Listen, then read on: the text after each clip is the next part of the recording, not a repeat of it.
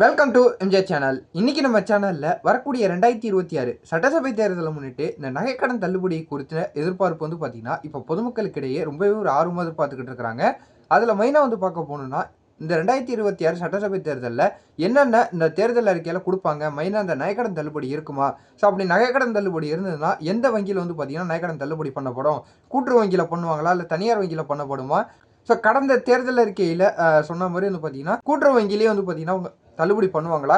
அதுலேயும் முக்கியமாக எத்தனை சவரன் இந்த 2026 நகைக்கடன் தள்ளுபடி கிடைக்கும் அப்படின்னு சொல்லிட்டு பொதுமக்கள் இப்பயே வந்து பார்த்தீங்கன்னா ரொம்பவே ஒரு எதிர்பார்ப்பில் இருந்துகிட்டு இருக்கிறாங்க.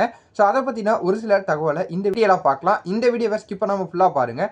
நம்ம சேனலில் ஃபஸ்ட்டாக பார்க்கக்கூடிய சப்ஸ்கிரைப் பண்ணி வச்சிங்க, பக்கத்தில் இருக்க பிள்ளைக்கான கிளிக் பண்ணுங்கள். வாங்க வீடியோக்குள்ளே போய் டீட்டெயிலாக பார்க்கலாம். தமிழகத்தில் தொடக்க வேளாண்மை கூட்டுறவு வங்கிகள் வந்து பார்த்தீங்கன்னா ஆயிரக்கணக்கான வங்கிகள் வந்து செயல்பட்டு வந்துகிட்டு இருக்குது. ஸோ இந்த வங்கிகள் மூலிமா விவசாயிகளுக்கு தேவையான பயிர்க்கடனாக இருக்கட்டும், நகைக்கடனாக இருக்கட்டும், அது மட்டும் இல்லாமல் சிறு வணிக கடனாக இருக்கட்டும், ஸோ இது போன்ற இதெல்லாம் வந்து பார்த்தீங்கன்னா இந்த தொடக்க வேளாண்மை கூட்டுறவு வங்கிகள் வந்து பார்த்தீங்கன்னா கொடுத்துக்கிட்டு வந்துகிட்டு இருக்கிறாங்க.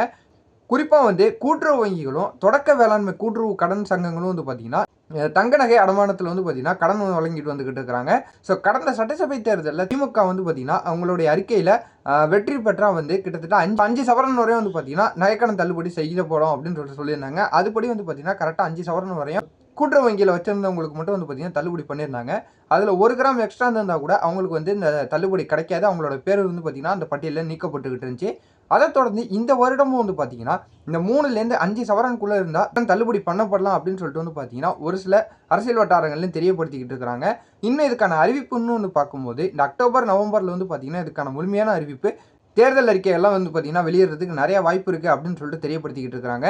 இதில் மெயினாக வந்து பேங்க்ல எந்த வங்கியில் வைக்கலாம் அப்படின்னு சொல்லிட்டு வந்து பார்க்க போனால் கூட்டுறவு வங்கிகளில் வைக்கிறது ரொம்பவே பெஸ்ட்டு அப்படின்னு சொல்லிட்டு வந்து பார்த்தீங்கன்னா தெரியப்படுத்தியிருக்கிறாங்க. அதுலேயும் அதிகபட்சமாக 3லேருந்து 5 சவரனுக்குள்ள இந்த வருடம் வந்து பார்த்தீங்கன்னா நகைக்கடன் வச்சா அவங்களுக்கு தள்ளுபடி பண்ணப்படுறதுக்கு நிறைய வாய்ப்பு இருக்குது அப்படின்னு சொல்லிட்டு தெரியப்படுத்திக்கிட்டு இருக்கிறாங்க.